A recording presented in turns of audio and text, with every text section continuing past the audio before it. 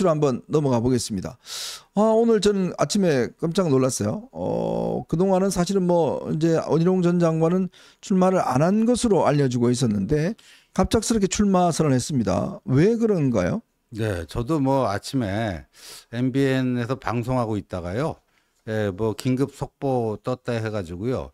이게 이제 조선일보 단독으로 떴는데 요때가 보니까 8시 38분이네요. 네. 8시 38분에 원희룡 여 전당대 출마 민심 받드는 개혁 이뤄야 하는 건데 사실 원희룡 장관은 뭐 전국적인 인지도를 가진 유력 정치인이고 차기 국민의힘 잠룡 중에 또 한 분이고 그런데 요번 전당대회에 뭐 아무런 움직임이 없었기 때문에 나오지 않는다. 다들 그렇게 생각하고 있었는데 갑툭튀를 한 거죠, 이른바. 네. 갑자기 이제 대표 출마하겠다고 나온 것이죠. 그래서 어제 이제 전국위원회에서 당원 당규 개정 작업이 끝나지 않았습니까? 네네. 그 후보 등록 공고가 끝났고요. 그랬는데 이거 된 거 보니까 뭔가 왜 이 시점에 갑툭튀를 했는지. 네. 오히려 사람들의 관심은 원희룡이 어떤 사람이라는 거는 굳이 더 이제 설명이 필요가 없는 거죠. 네. 그런데 왜 이 시점에 전혀 움직임이 없다가 최소한 무슨 워밍업이라든가 뭐 예열 과정이라든가 최소한의 그런 게 있긴 나름 아니겠습니까? 네네. 뭐 여의도 주변에 사람들을 만나고 다녔다든가 아니 한동훈 위원장만 하더라도 이 자맹 기간 동안에 뭐 누구를 만난다더라 어디를 간다더라 뭐를 무슨 책을 읽었다더라 뭐 이런 게 나오는데 원희룡 장관은 최근에 이제 엘살바도르인가요? 남미에 엘살바도르. 그 대통령 취임하는데 특사로 갔다 왔어요. 그래서 원희룡 장관은 그냥 이번엔 쉬어가는구나. 다들 그렇게 생각했는데 오늘 이렇게 아침에 갑툭튀 이게 한 건데 그런 그 배경이 뭔가 여기에 일단 좀 초점이 맞춰주고 있는 것 같습니다. 네. 근데 제가 이제 좀 알아보니까요. 원희룡 전 장관이 이제 아마 최근에 여러 고민이 좀 많았던 것 같습니다. 특히 주변에 있는 측근들 그룹에서 이대로 그냥 이 전당대회라는 공간을 그냥 우리가 참여하지 않을 경우에 굉장히 잊혀질 수가 있다. 이런 이제 생각을 한 것 같아요. 그냥 전당대회라는 게 아마 아시겠지만 이 정치인들이 이제 뭔가 향후를 위해서 이렇게 나오는 그런 공간 아니겠습니까? 여기에 참여를 안 한다는 것 자체가 일단 온 걸로 알고 있다. 자, 둘째, 우리는 한동훈 위원장과 절대 척지지 않는다. 이거를 이제 뭐냐면 지난 대선 때 경선 때 보면 당시에 이제 윤석열 대통령과 함께 이제 홍준표, 그다음에 유승민, 원희룡 이렇게 나왔잖아요. 근데 그때 보면 윤 대통령을 집중적으로 비난했던 게 바로 이제 홍준표, 유승민이었습니다. 근데 원희룡 당시 후보는 그러진 않았어요. 그렇지 않았죠. 그리고 이제 선거 끝난 다음에 이제 그 합류를 해서 또 선거 운동을 했지 않습니까? 그러니까 원희룡 장관 입장에서는 이게 뭔가 이 당의 이번에 어떤 그 노선을 둘러싸고 대통령과의 어떤 당정이 계속 이렇게 다툴 경우는 꽤 위험해질 수 있다. 그거를 어떻게 하든지 좀 설득도 하고 견인도 하고 해야 되는 역할을 해야 되는데 그런 역할을 내가 하는 게 적임자고 그리고 한동훈 위원장과도 절대 적대적이지 않다. 왜냐하면 뭐 이 함께 충분히 선거 끝난 다음에도 함께 할 수 있다라는 거. 그 전제하에서 이제 한번 당원들의 뜻을 받아보겠다라는 그런 의지. 뭐 그런 것들이 이제 기본적으로 깔려 있었던 것 같아요. 그래서 이제 어떤 면에서 보면 지금 나경원 의원 같은 경우는 좀 이제 지금 한동훈 장관과의 조금 각을 세우고 나오는 국면이 있지 않습니까? 원내대표라든지 뭐 등등해서 이제 그런 어떤 스탠스는 아니다라고 이제 이야기를 하고 있고요. 그리고 아마 뭐 듣기로는 최근에 아마 이제 대통령에게 이제 그 특사 과정에 그 성과를 보고를 한 것 같습니다. 보고를 했고 대통령을 만났고 뭐 이런 어떤 그 만나는 과정에서 이제 본인이 좀 결심을 했다. 이런 이야기 나오는 걸 보면 뭔가 용산의 뜻과도 뭐 좀 있는 게 아닌가라는 그런 뭐 기자들의 추측 뭐 그런 것들이 좀 있다고 그래요. 네. 그런 어떤 상황이고 또 이제 지금 나경원 의원 같은 경우는 아마 이번에 원희룡 전 장관의 출마 여부에 굉장히 촉각을 건너세웠다고 그럽니다. 왜냐하면 두 사람이 함께 나올 경우에 자칫하면 친윤표를 갈라 먹어야 되는 이런 상황이잖아요. 그렇죠. 그러다 보니 원래 오늘 나경원 전 의원이 이제 출마 선언을 하는 쪽으로 이제 이 그 스케줄을 잡고 있었는데 현재로서는 스케줄이 없어요. 그러니까 아마 이 돌발 상황에 좀 본인도 당황스럽고 뭔가 좀 새로운 어떤 고민을 하고 있는 뭐 그런 단계가 아닌가라는 게 현재의 어떤 흘러가고 있는 상황인 것 그렇네요. 같습니다. 근데 이제 원희룡 전 장관이 오늘 이제 출사표를 던지면서 출마의 변을 내놨잖아요. 네. 그 핵심 키워드는 제가 보니까 이거더라고요.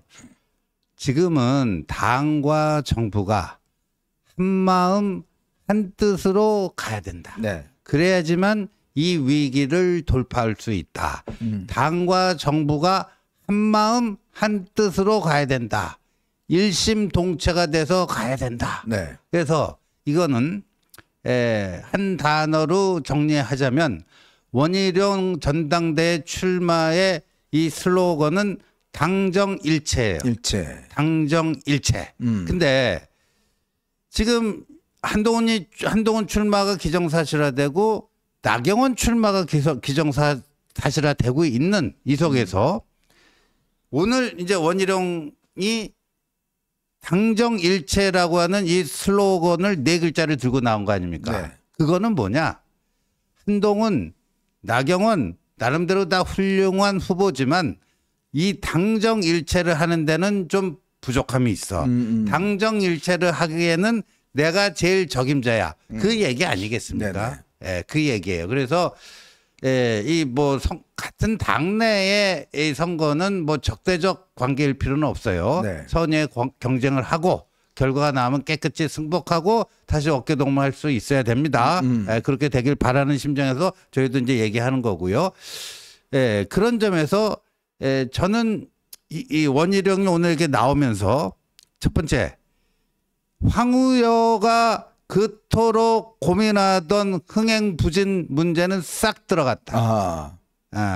얼마나 흥미진진합니까? 재밌어졌네요. 예, 한여름밤에 이게 덥고 짜증나는데 요 3파전 이 재밌어요. 네네. 어떻게 보면 하계 올림픽보다도 더 재밌을 수도 네네. 있어요. 예. 그러니까 황우려가 왜 쓸데없이 뭐 하이브리드네 무슨 뭐 이런 얘기 왜 했냐고요. 2인 지도 체제네 쌍두 체제네. 이렇게 나오면 되는 거예요. 룰이 네. 문제가 아니고. 그래서 이제 그 흥행은 이제 대성공이 되는 거고. 근데 이제 이 판세. 이거는 굉장히 혼전양상으로 갈 수가 있는데 오늘 원희룡이 갑자기 출마 선언해서 함으로써 제일 당혹스러운 사람은 제가 봤을 때는 나경원이다. 나경원이다. 왜냐하면 나경원은 한동훈의 대항마로서 등장한 거 아닙니까? 네네. 근데 한동훈 전 위원장이 이 용산과는 나름대로 전략적 동반자 관계로 가겠다고 이런 생각을 갖고 있지만 많은 사람들이 볼 때는 아직도 용산과의 관계가 뭔가 서먹서먹하다. 뭐 이렇게 보이는 거예요.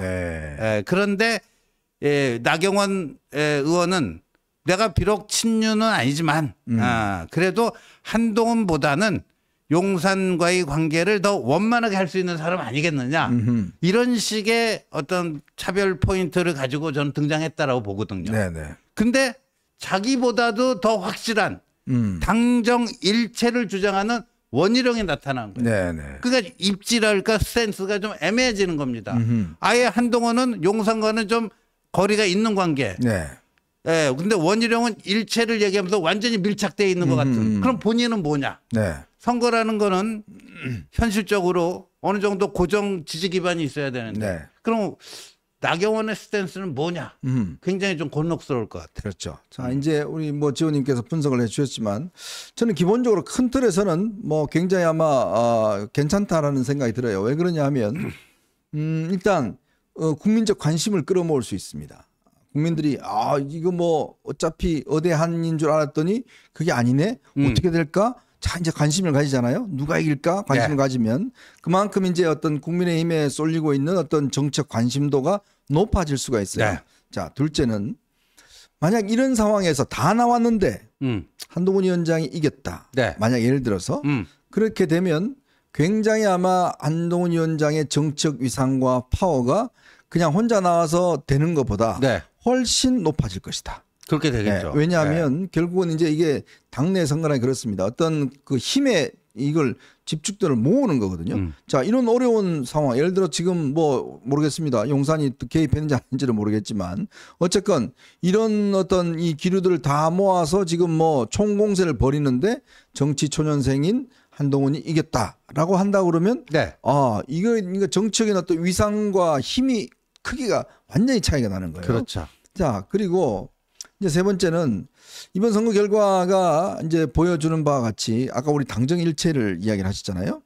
그러니까 이제 그 당원과 국민의 뜻이 어디에 있는가를 한번 명확하게 확인해 볼 수가 있을 거다. 그렇죠. 예. 자, 어떻게 국민의힘이 가져가야 이게 지금 뭔가 잘 될 수 있을 것인지 이 부분에 대한 어떤 당원들과 국민의 뜻을 한번 볼 수 있지 않겠는가. 네. 자, 그런 면에서 보면 저는 이번에 이 경쟁을 하게 되면 두 분이 어떤 건강한 어떤 좀 디베이트, 토론, 그다음에 어떤 이 정말 고민들, 그리고 저 원희룡 장관 같은 경우는 뭐 이렇게 막 끝난 다음에 서로 막 이렇게 떨어지고 이런 분이 아니잖아요. 그렇죠. 그러니까 함께 할 수 있는 그런 네. 차원이니까 네. 저는 그런 면에서 뭐 괜찮을 것 같다라는 생각이 많이 들어요. 그래서 저는 일단 저 원희룡 전 장관의 출마를 환영합니다. 저는.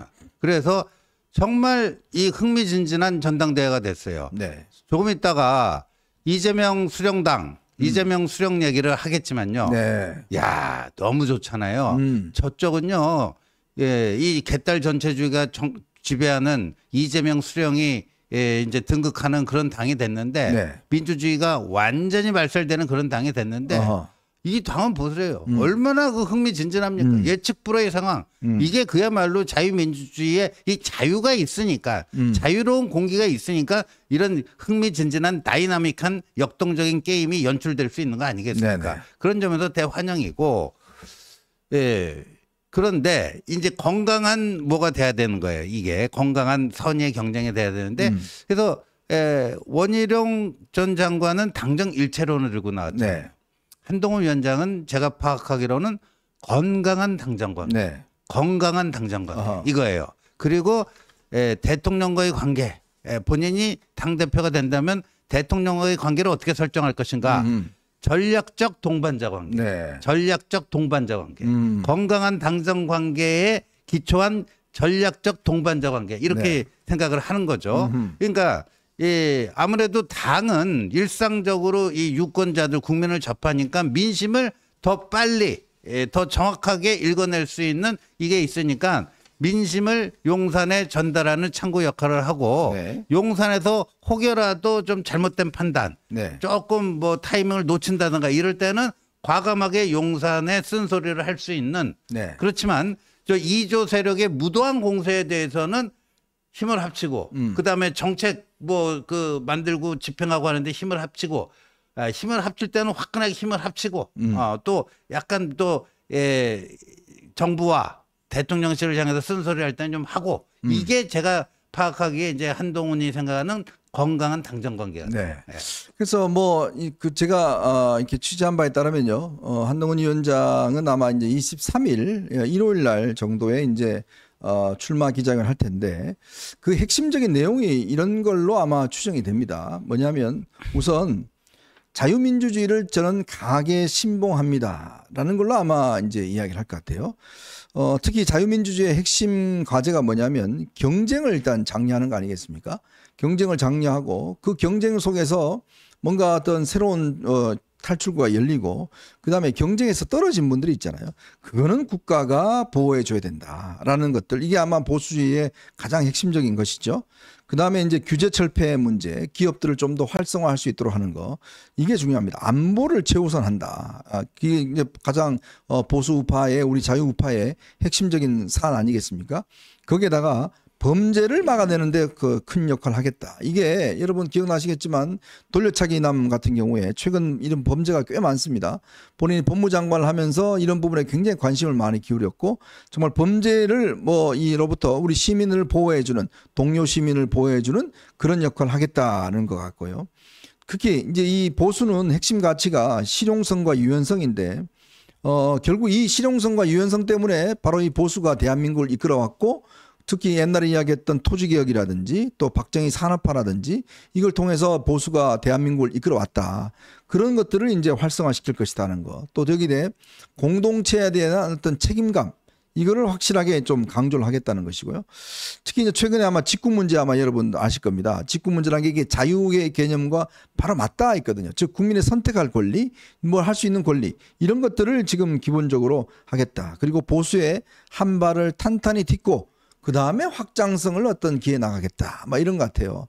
바로 이게 지금 한동훈 전 위원장을 보고 일부에서 무슨 뭐 좌파다 뭐다 이야기를 하고 있지만 이 내용은 바로 보수 가치의 핵심 아닙니까? 아, 당연하죠. 보수 가치 핵심이고, 예, 그러니까 이제 자유민주주의 그 보수의 핵심 가치는 이제 그 키워드는 자유입니다. 자유로부터 시작되고 가급적이면 이제 국가 정부의 개입을 최소화하고 개인의 사적 자율, 이 자치 영역 이게 넓게 잡아주자 하는 게 이제 보수주의의 기본 철학인데 그런 점에서 이제 자유고 그런데 그런 자유로운 경쟁에서 낙오된 사람들 네. 또 혼자의 힘만 가지고 자립하기가 힘든 사람들 그런 사람들은 함께 손잡고 가겠다 네. 그런 의미에서 이제 뭐 굳이 네이밍을 하자면 뭐 동행 그 저 지난 총선 때 한동훈 비대위원장이 취임하고 나서 함께 가면 길이 됩니다. 네, 맞아요. 그게 동행 아니에요? 바로 동행? 그 개념이죠. 함께 가면 동행 보수 정도로 네이밍을 할 수 있지 않을까? 네. 뭐 좀 그런 생각이 드는데 근데 이제 또 들어가야 될 게 뭐냐면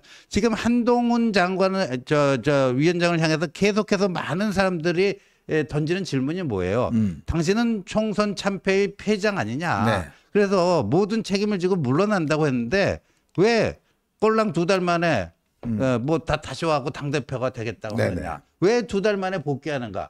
거기에 대한 충분한 설명이 있어야 되고 네. 그 설명을 얼마나 설득력 있게 하는가에 따라서 당원들과 지지자들의 반응이 상당히 달라질 수가 있겠다. 뭐 그런 생각이 좀 듭니다. 근데 이제 이게 하여간 구도가 재밌게 됐어요. 윤상현 의원도 오늘 인천에서 출마 선언을 해갖고 네네. 최소 4파전인데 그러니까 1강 2중 1약. 일약. 1강 2중 1약. 지금 최근 오늘도 뭐 데일리한 공정 여론조사가 나왔습니다만 한동훈 1강, 그다음에 나경원, 원희룡 2강, 윤상현 1약. 감독님 그 여론조사 혹시 나온 거 있으면 한번 찾아봐 주실래요? 네. 뭐 이런 구도로 일단 출발을 합니다. 네. 이런 구도로 출발을 하는데 이 선거 뭐 정치는 살아있는 생물인데 선거 시기에는 정말 그 변화무쌍하거든요. 어느 쪽에서 어떤 메시지를 갖고 나오고 어떤 일들이 벌어지고 어떤 논쟁이 형성돼 가지고 그 여파가 어떻게 미치는지 이런 거에 따라서 지지율은 요동칠 수가 있는 거예요. 네. 지지율은 요동칠 수가 있는 거고 그래서 이렇게 되는데 그러면 관전 포인트는 1강인 한동훈이 이 1차 투표에서 과반 득표를 할 수 있을까 없을까? 네. 과반 득표. 지금 당원 당규에 따르면 1차 투표에서 과반 득표자가 없는 경우에는 결선 투표로 결선 갑니다. 투표 가죠. 그래서 1등과 2등이 가게 됩니다. 1등과 2등이 가게 되는데 결선 투표를 하게 되면 7월 27일인가요? 뭐 이렇게 하게 돼 있습니다. 네네. 7월 23일이 이제 전당대회 날짜인데 그렇습니다. 그래서 한동훈이 1차에서 과반 득표를 할 것인가 말 것인가. 그리고 만약에 못하고 결선 투표를 간다면은 2등으로 올라가는 사람은 원희룡일까 나경원일까? 그게 관심이에요. 네, 원희룡일까 나경원일까? 그리고 한동훈과 그 2등이 올라와서 막판 파이널 결선 투표를 하는데 그러면 3등표 3등표가 2등표로 온전히 흡수될지 네. 아니면 분산될지 뭐 그런 정도가 이제 이 득표와 관련된 당락과 관련된 몇 가지 관전 포인트가 되지 않을까 싶습니다. 특히 지금 보시는 여론조사 보면 국민의힘 지지층에서는 뭐 한동훈 위원장이 44%로 뭐 저기 압도적입니다. 국민의힘 지지층 플러스 무당층까지 한 무당층까지 거예요. 포함한 거네요. 예, 저기 이제 며칠 전에 한국갤럽 조사인데 국민의힘만 하면 59%가 네네. 나오는데 저게 이제 8대 2에 20%에 해당하는 수치죠. 그렇죠. 예. 그 정도 수치입니다. 뭐 저런 거 보시면 알겠지만 어쨌건 이렇게 뭔가 좀 빅 이벤트가 될 수가 있고 그 빅 이벤트 속에서 정말 어떤 승자가 나온다 그러면 확실하게 이제 어떤 그 권한과 힘 이걸 많이 가질 겁니다. 그렇죠. 그리고 이런 계기를 통해서 한데 특히 이제 한동훈 위원장이 저는 보면 아마 많은 분들 관심이 그럼 대통령 관계를 어떻게 가질 거냐 이제 이게 이제 제일 관심이지 않겠습니까? 제가 듣기로는 이제 한동훈 위원장이 대통령 측에 출마하겠다는 연락을 했다. 이런 걸로 알고 있습니다. 출마 사실에 대해서 이제 통보를 했고, 그리고 이제 본인은 기본적으로 이런 관계 자체를 어떤 우리가 가지고 있는 지연, 학연, 선후배 이거 본인은 하지 않겠다는 거예요. 즉 정말 우리가 사회적인 공동의 목표를 가지고 함께 일을 해나가는 공공선을 함께하는 어떤 관계. 즉 지금 대통령실도 마찬가지 아니겠습니까? 대통령과 내가 검찰총장 선후배이기 때문에 뭔가 내가 개인적 관계가 아니라 그렇죠. 대통령과 만약에 저 당대표라 그러면 공공의 선을 추구하는 그런 두 사람 관계로서 만나는 거지. 그럼요. 그런 어떤 사적인 관계로 뭔가 하지는 않겠다라는 게 아마 한동훈 위원장이 아마 확고한 방침인 것 같습니다. 이제 결국에는 지금 이렇게 많은 분들이 이제 이번에 출마를 하는데 그러면 당원과 국민들의 선택은 무엇일까? 이게 이제 아마 이번에 제일 핫한 아마 그렇죠. 이슈가 되지 않을까 싶어요. 그렇습니다. 네. 아마 뭐 어쨌거나 이제 좀 흥행이 되면 네. 또 당원들 입장에서 보면 또 지지자들 입장에서 보면 그나마 관심이 집중이 되고 그 집중 속에서 어떤 이제 뭔가 새로운 그 팀들이 새로운 권력, 새로운 힘이 나오지 않을까 이제 그런 조심스러운 생각을 듭니다.